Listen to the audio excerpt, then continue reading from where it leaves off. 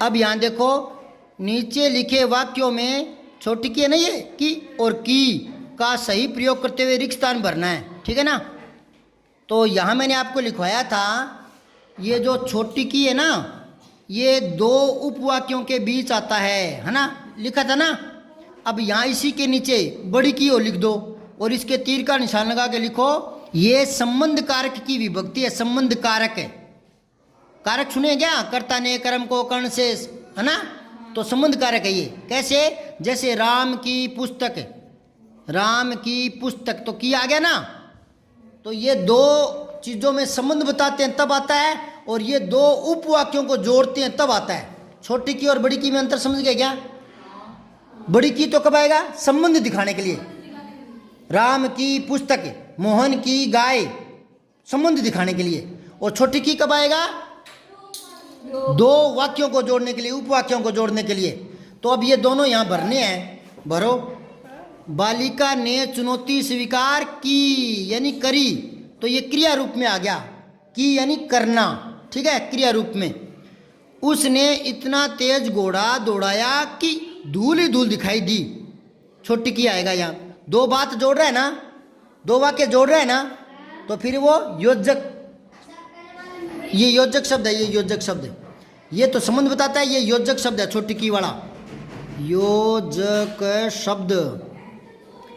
अब आओ ग में देखो, कानपुर से विद्रोह लहरें झांसी तक आ पहुंची। कानपुर से विद्रोह की लहरें, किसकी लहरें, विद्रोह की लहरें, तो बड़ी की आएगा।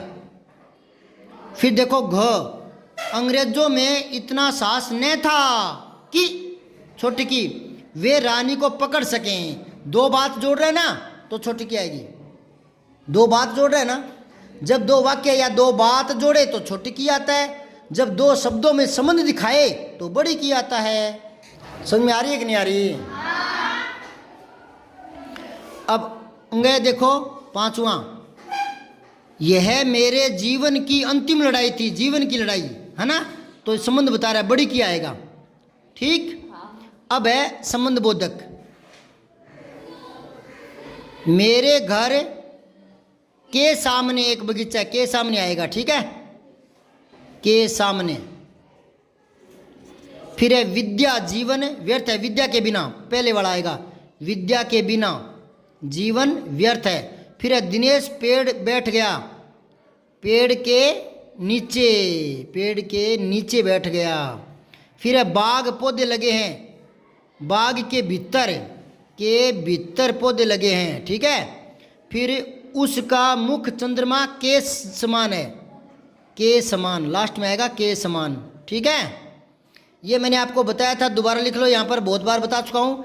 ऊपर लिखो, जो जगह पड़ी ना खाली सी, नीचे देख लो खाली जगह पड़ी है, यहाँ लिखो समान, इसके बराबर का निशान लिखो, लगा कर लिखो बराबर, बराबर। और इसके समान के नीचे लिखो सामान, सामान। इसके आगे बराबर का निशान लगा लिखो वस्तु, वस्तु। और फिर नीचे लिखो से आधा में पूरा माँ, सम्मान। ये आगे लिखो आदर। ये तीन शब्द मैंने पहले बताए थे कि नहीं। तो ये हो गया समान, बराबर, सामान, वस्तु, सम्मान, आदर, ठीक है। और ये पांचवा करेंगे कल।